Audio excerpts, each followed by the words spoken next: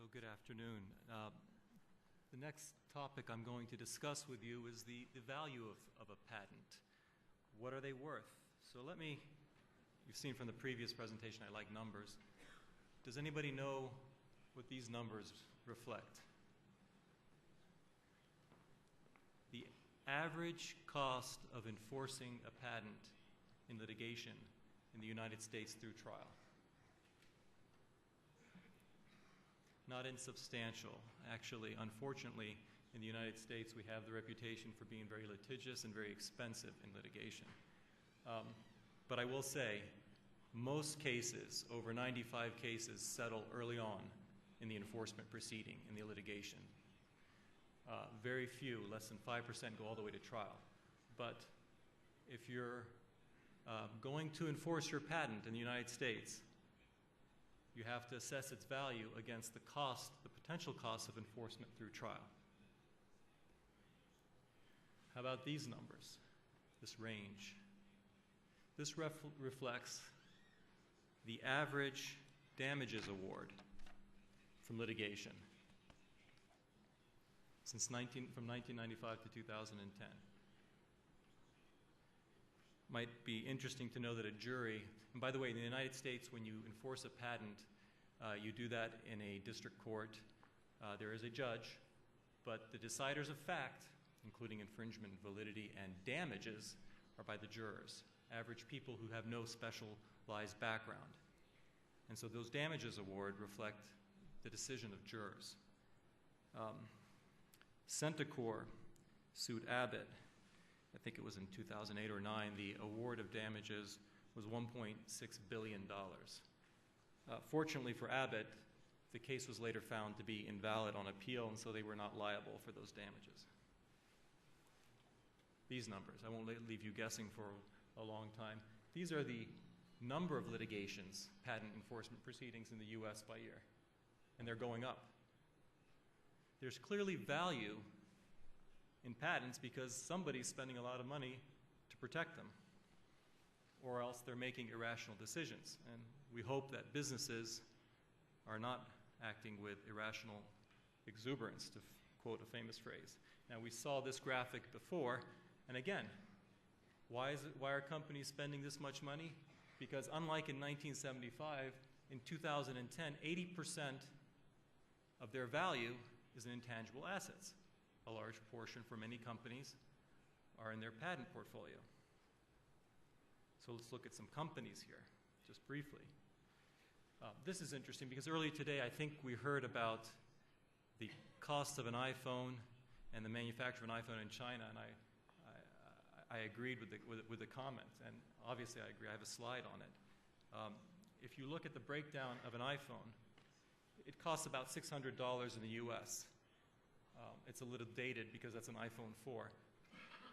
But people in the US keep on complaining about exporting business to China. It's not really occurring when you look at the value of what's retained in the US. Apple retains the vast majority of the value of the iPhone and its intellectual property right there. And the commentary was the real value of the iPhone doesn't lie in its parts or even in putting those parts together. The bulk of the iPhone's value is in the conception and the design. There's real value in intellectual property. Now, any patent attorney would love to have had Steve Jobs as his client. His famous quote by his biographer, "I will spend my last dying breath if I need to, and I will spend every penny of Apple's $40 billion in the bank to right this wrong." He was going after Android. Recently, Microsoft shelled out $1 billion for 800 AOL patents. Why is it doing that? That's over $1.2 million per patent. Now, it's probably true what's been talked about today, that most patents, if you sit down and study them carefully, are not really worth the cost of patenting at the end of the day. It's possible. And it might be that the USPTO issues a lot of patents that are not very strong, that could be challenged easily if attacked. But when you're looking at a large portfolio of 800 patents, Microsoft saw some nuggets, some golden nuggets in that, and is willing to pay for the entire portfolio $1 billion. It's security against future infringement actions. Not only is it the right to exclude, but when you own a portfolio of significant, by the way, the AOL patents, AOL was very good at patenting internet technology, early part of the internet technology. So these are seminal patents in the precise area that Microsoft needs to compete. So they're a weapon against rivals. They're a deterrent against litigation. People are going to think twice before they go after after Microsoft, because they're going to see a potential retaliatory attack based on Microsoft's portfolio. And I mentioned here the assumed target behind this purchase is Google, which itself is building up a patent portfolio. Facebook, you wouldn't think of Facebook as sort of a company that conducts a lot of R&D. It acquired 750 patents from IBM, and IBM has made a lot of money selling and licensing patents. So why is it doing that? It sees value in the protection. It sees it necessary to protect its future. Top 20 organizations granted U.S. patents in the U.S. in 2010. IBM, Samsung. Remember earlier we talked about South Korea being very aggressive in their R&D efforts and in protecting them. And Microsoft. And look where Apple is, down at 55. You say, well, why is Apple so far behind? Apparently a study's been done and looked at the quality of those patents. And by the way, these are granted per year. This is not total patent portfolio. These numbers are large per year. But Apple's patents apparently cited, one of the most often cited patents when examiners are doing searches on other patents. So they're high value patents. What does it cost to get a patent? So all those patents you saw that were being obtained cost a lot of money. I put $20,000 there as a rough number. It's patent by patent. It's hard to give a fixed or a good average cost of obtaining a patent.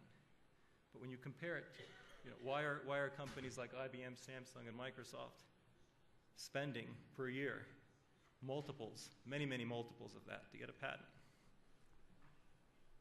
When you value a patent, and this graphic here, again, it's a lot of detail, so we won't go through it, but it's just showing you the stages of acquiring a patent.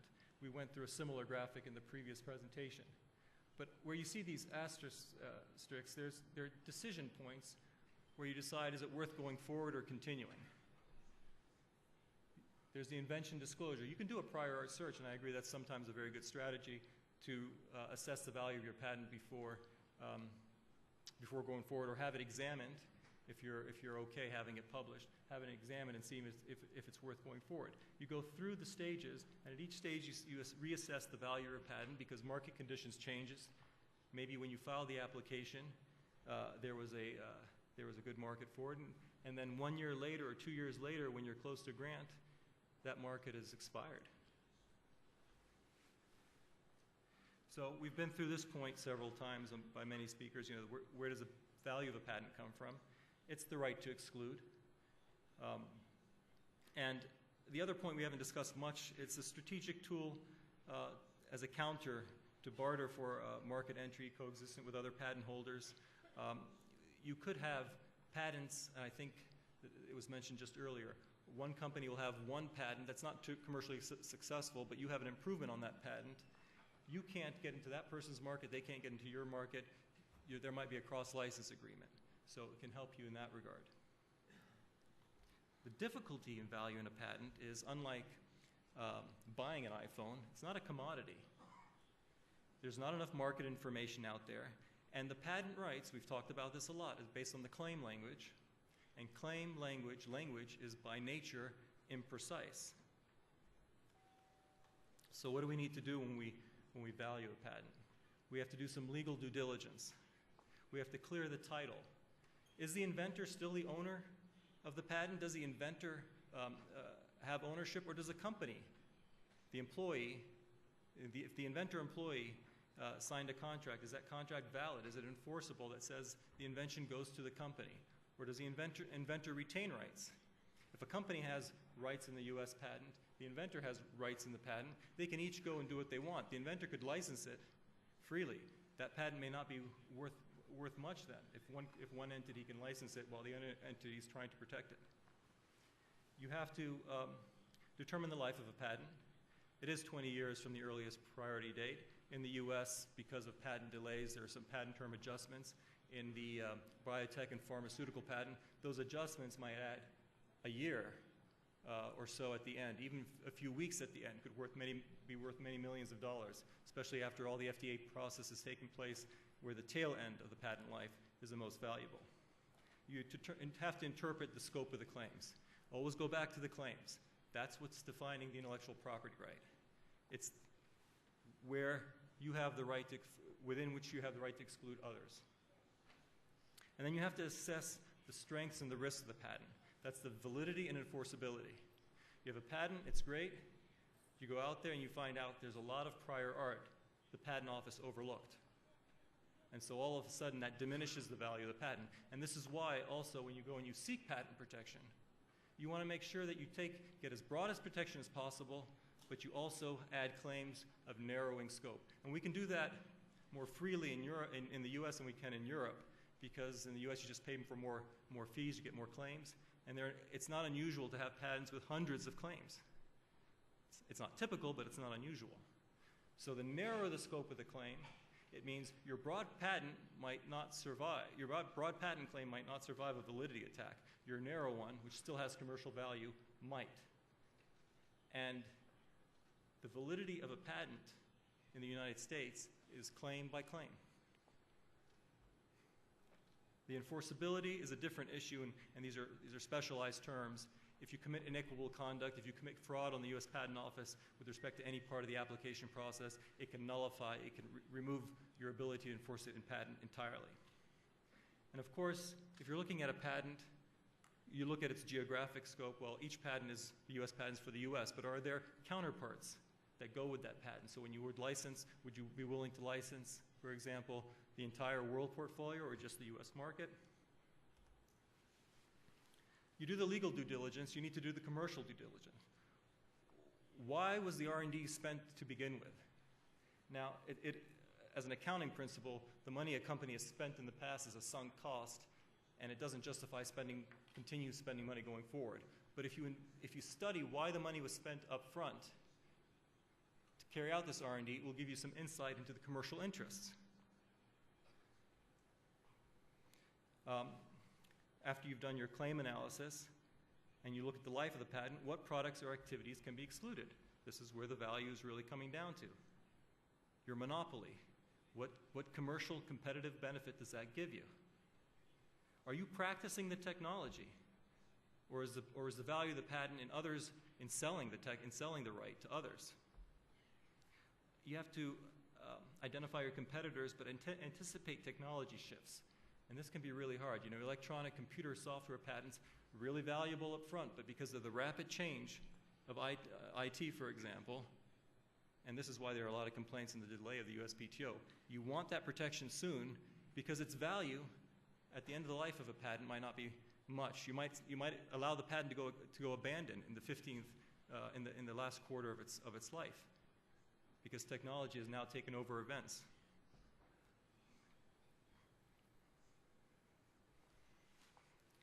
All right, this last point, what does a potential infringer risk?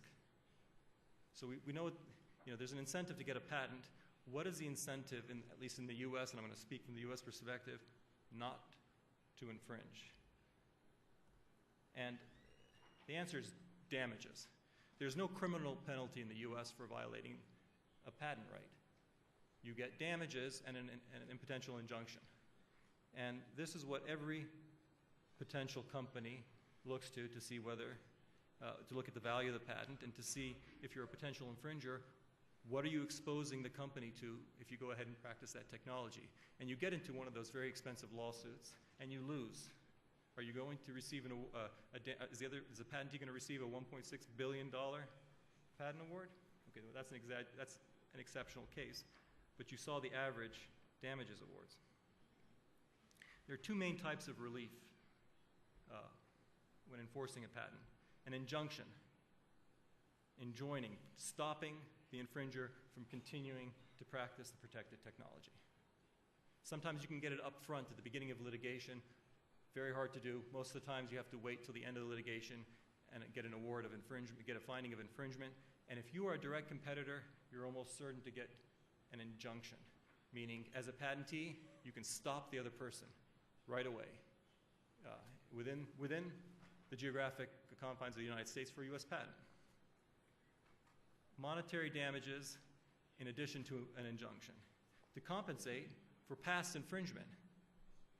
Now, there are certain cases where you don't get an injunction and you get something comparable to a compulsory license where the judge says, I'm not going to enjoin the infringer, I'm going to require the infringer to continue paying a royalty. But if you are a direct competitor, for the most part, you're going to get an injunction in the United States. And the monetary damages, going back 6 years potentially, for past infringement. What do you have to do to obtain an injunction? You have to show basically 4 factors: irreparable harm if the injunction were not granted. You tell the court, look, if you don't stop that infringer, they're going to take market share, which I cannot get back. Monetary damages will not suffice. The balance of the hardship. Typically, is it going to put a whole industry out of business, or is it going to put certain customers in a certain hardship? Is there an interest there to keep to allow the infringer to continue? And of course, the impact on the public interest. Is this health and safety issue? Is this a drug that's needed and that we can't just stop it through an injunction? But let's get to the monetary damages. And this is the statute for monetary damages in the U.S. And I won't read it all, but the main point is you're guaranteed at a minimum a reasonable royalty for every act of infringement. Sounds simple enough. It's got to be reasonable, right? Because it is a reasonable royalty. And if you're a bad infringer, if you infringe with the intent to infringe, the judge can award what's called treble damages, triple that damage. So if the jury awarded you $10 million as a damages award, that's what they consider to be a reasonable royalty, then you can get $30 million. All right. Potentially lost profits. If you can show that it's just a 2-competitor market, and every sale the infringer made, if they had not made that sale, you would have made the sale, you might be able to get all your profits that you would have made for that sale. The reasonable royalty is a very complex, although it sounds simple, there's a lot of litigation, a lot of case law on what's reasonable. The bottom line is, it has to be based in facts and sound economic principles. And you'll get a lot of litigation, a lot of the litigation at trial focuses on competition between 2 economic experts saying, this is what a reasonable royalty is, no, this is what a reasonable royalty is. The idea is to get to a hypothetical negotiation at the eve of infringement between the patentee and the accused infringer, and they're sitting across the table in this hypothetical, what would be the arm's length transaction that would have been arrived at? A 5% royalty? Okay, a 5% royalty, but on what? On the product itself? If your invention is a windshield wiper blade, do you get a 5% on the entire vehicle? That sounds a little bit unreasonable. So you have to look at the value of the invention to the product and find out what would be the reasonable royalty that an infringer or a potential competitor would pay for the device. So I don't have enough time to go through these slides, but we mentioned here it must be tied to the relevant fact and circumstance of the particular case. The appellate circuit in the United States is very upset with these runaway sort of jury verdicts because experts are there giving opinions, they're opining on damages that have no basis in facts, or, in the facts of the case, or economic principles. And there are guidelines as to how to come to a reasonable royalty. We don't have time to go through them now, but again, think about the hypothetical negotiation. What would take place at the table? How easy is it to design around? If it's very easy to design around, that's going to bring down the royalty rate. If it's not, it's going to raise the royalty rate. Splitting of profits. Recent decision said there used to be a rough rule, 25% rule. A reasonable royalty would be 25% of the infringer's profit. That's gone because that was arbitrary. This is a sort of analysis is not based in facts or economic principles. But sharing profits, if the infringer is making a 60% profit, that factors in to what a reasonable royalty might be. You might not wipe out the infringer's profits, but there's a certain percentage of that profits that would be reasonable. And this is the entire market value rule. We kind of discussed this. If I invented a windshield wiper blade, do I get a royalty on the entire vehicle or some portion? All right, thank you.